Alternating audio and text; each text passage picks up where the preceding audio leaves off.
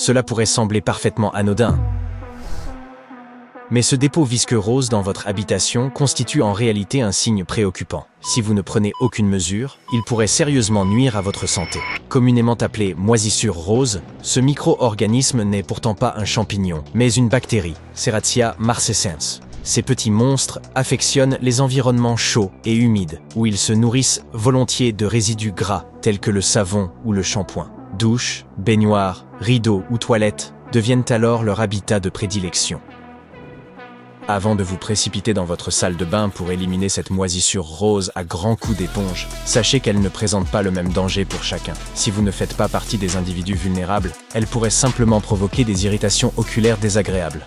En revanche, elle représente une menace bien plus sérieuse pour les gens aux systèmes immunitaires moins robustes, comme les enfants, les personnes âgées, les malades chroniques ou ceux suivant des traitements lourds. Chez eux, la bactérie peut être à l'origine d'infections sévères, affectant notamment la région thoracique, le système digestif ou les voies urinaires. Elle se montre particulièrement résistante et n'est pas aisément neutralisée par les antibiotiques. En cas d'entrée dans la circulation sanguine, les conséquences peuvent être dramatiques, voire mortelles.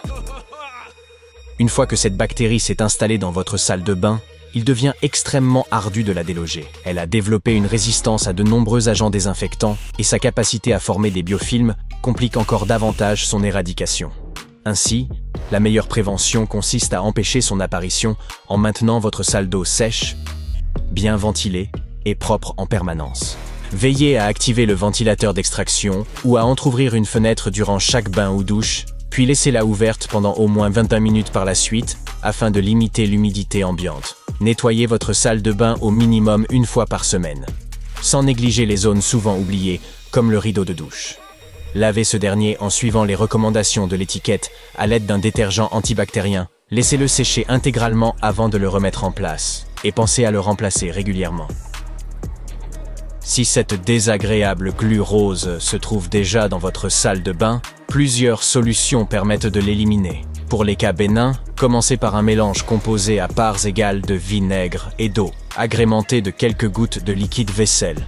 Si cela s'avère inefficace, tentez le nettoyage avec du vinaigre non dilué, une solution javelisée ou un produit pour salle de bain contenant de la javel. Si la prolifération est vraiment importante, confectionnez une pâte à base de bicarbonate de soude et de liquide vaisselle, puis appliquez-la en frottant. Une fois ce locataire indésirable évincé, gardez à l'esprit que l'entretien de votre salle de bain reste essentiel à votre bien-être.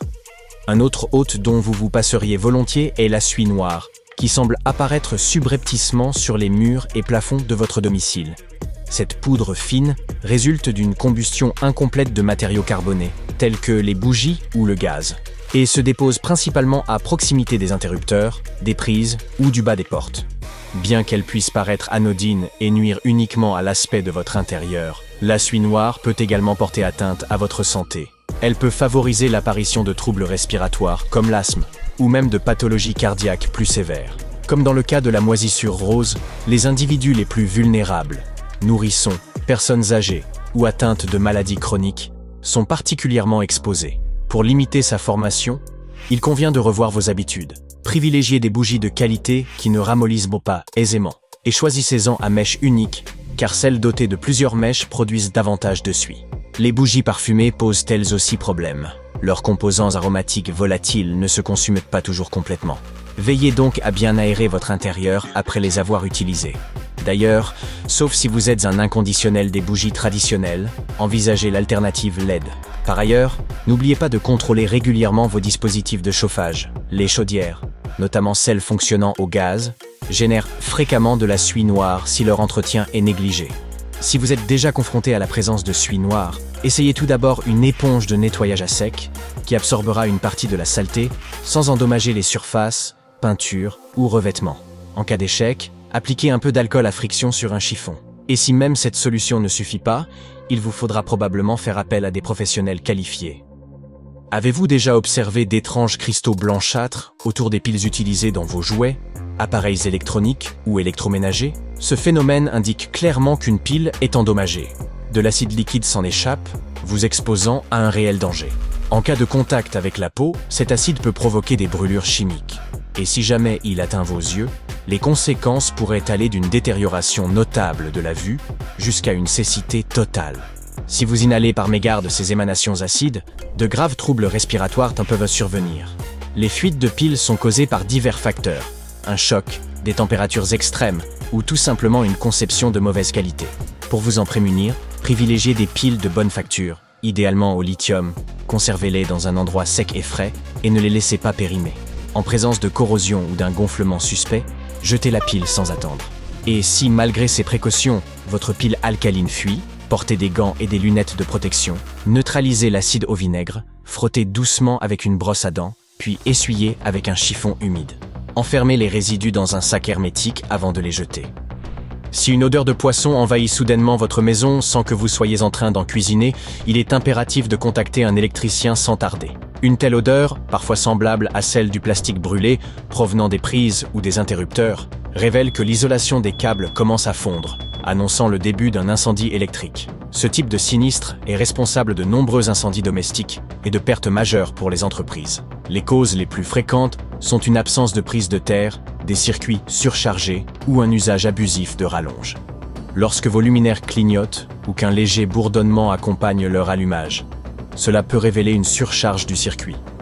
Pour prévenir les incendies d'origine électrique, faites inspecter le câblage de votre logement tous les 3 à 5 ans. Vérifiez que chaque appareil fonctionne à la tension appropriée pour sa prise. Et évitez de brancher une rallonge dans une autre. Gardez les matières inflammables, comme les huiles de cuisson ou les textiles, à bonne distance des prises. Munissez-vous de parafoudre pour préserver vos équipements des surtensions imprévues. Enfin, débranchez vos appareils lorsque vous ne les utilisez pas afin d'éviter toute surchauffe. Si, après une douche chaude, votre miroir de salle de bain devient flou de manière occasionnelle, il n'y a guère de quoi s'inquiéter. En revanche, si ce phénomène se produit systématiquement, votre miroir risque de subir des dégradations irréversibles. Les gouttelettes de vapeur peuvent, à la longue, détériorer la couche arrière du miroir, y laissant des taches noires indélébiles, un phénomène appelé désargenture. Lorsque celui-ci est trop avancé, un remplacement devient inévitable. Et ce n'est pas tout. L'humidité accumulée ne s'évapore pas sans laisser de traces. Si elle persiste, elle peut entraîner le décollement de la peinture, le cloquage ou l'effritement du papier peint, ainsi que l'apparition de traces d'humidité au plafond. Une conséquence plus préoccupante est le développement de moisissures. Elles prospèrent dans les milieux humides et peuvent d'abord se manifester sous forme de petites taches sombres sur les murs ou dans les joints, ou bien rester cachées à l'intérieur même des cloisons. Une fois qu'elles commencent à proliférer, elles peuvent affecter votre santé, provoquant toux, éternuement, congestion et aggravation des allergies ou de l'asthme. La bonne nouvelle, c'est qu'il est tout à fait possible d'éviter ces désagréments. Si votre salle de bain possède une fenêtre, ouvrez-la régulièrement. Activez systématiquement le ventilateur d'extraction à chaque douche. Essuyez le miroir dès qu'il s'embue, à l'aide d'une serviette ou d'une raclette. Et si l'humidité persiste malgré tout, installez un petit déshumidificateur dans la pièce. Plus vous éliminerez rapidement l'excès d'humidité, mieux se porteront votre miroir, votre salle d'eau et vos poumons.